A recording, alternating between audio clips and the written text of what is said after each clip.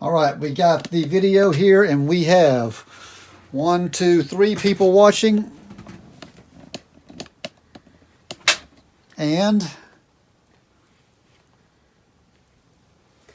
the Seattle Grace Hospital has called our communication specialist team in to give a presentation on the errors of communication and to give some solutions on how to solve it. Kylie Puga will be presenting language, Elizabeth Henson will be presenting attitudes, Aiden Wilt will be presenting lack of common experience, Lacey Culver will be presenting physiological limitations, Delissa Ryder will be presenting assumptions and jumping to conclusions, and finally, Juanice Alexander will be presenting cultural noise. Do you feel like your head is going to explode from tiny particles of paper? As doctors and nurses, do you feel as if you are overwhelmed by paperwork? If you answered yes to any of these questions, you might want to listen in and learn a little bit about how to curb check your information overload. Information overload is the simple act of our brains shutting down from being thrown too much information at one time. Information overload is the difficulty in understanding an issue and effectively making decisions when one has too much information about the issue, and is generally associated with the excessive quantity of daily information. Information overload takes a massive toll on our doctors, nurses, and medical administration in our hospitals due to the numerous hours they work in a week's time. When these individuals get bogged down with information, their communication begins to lag and eventually begins to affect the overall function of their brains, bodies, and the overall function of the hospital. According to smart.com, the problems with information overload in hospitals is that it breaks down communication. It causes more medical mistakes with whether it is procedure or computer related. It causes faulty errors in medical notes and patient charts passed between nurses and doctors. When mistakes are made in the medical field, they can be fatal to medical employees and bring a bad reputation to the hospital. Information overload can occur in doctors and nurses from being overworked, having too big of a workload, and from being given too much information at once. According to Lucinda, this problem occurs in the medical industry due to the overwhelmingly huge amount of medical literature that is constantly thrown at us in the medical field as well as patients. This problem occurs so much in the industry that there is about $650 billion lost a year due to overloaded and bogged down minds of this involved in the ever-evolving medical and technological industry. Most of the reason why this communication barrier occurs in the hospital environment is because of the technological ways of communicating, often emails, phone calls, pages, electronic patient charts, and text are the ways that cause the beginning of information overload in our doctors, nurses, and medical administration.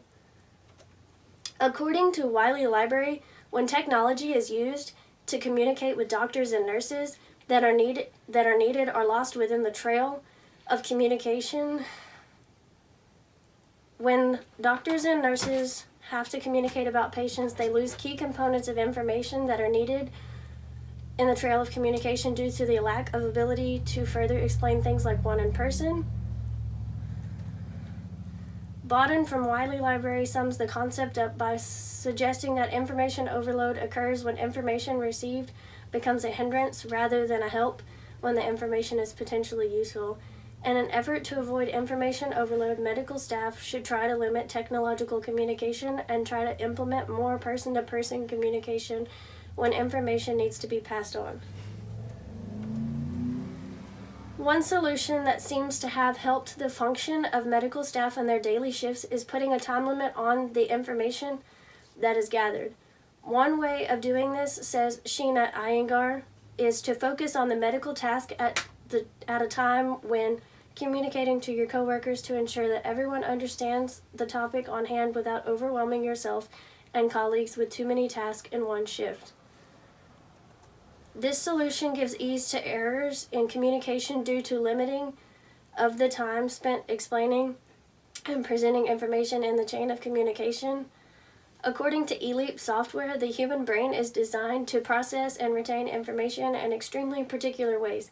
In maintaining the normal pace of information retention, medical staff should limit how technology distracts them during their shifts so they can continue to build strong communication methods with their colleagues. Studies have shown that simplifying how much information is thrown at medical staff during their day has decreased information explosion and breaks in communication. Medical staff should try to limit overloading themselves with too many tasks in one day, and tasks should be timed equally to avoid mental overload. There are many ways of dissolving information overloading in the medical environment, according to Forbes.com. There is a three-step process to fixing the problem information overload causes. The first step is clump together similar tasks so they can be accomplished in a short amount of time. The second step is don't multitask. This often is where overload strikes the most because the brain is trying to process and retain multiple pieces of information at once.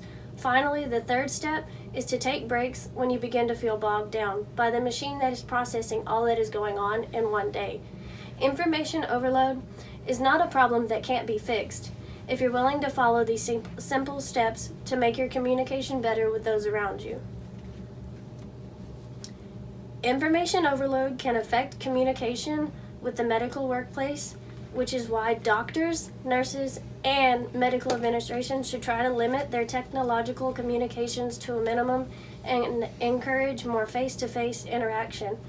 If the three-step process is followed when medical employees begin to feel bogged down by too much information, I personally feel that communication between staff, even in sticky situations, will become stronger and information overload will become a little less major in communication problems.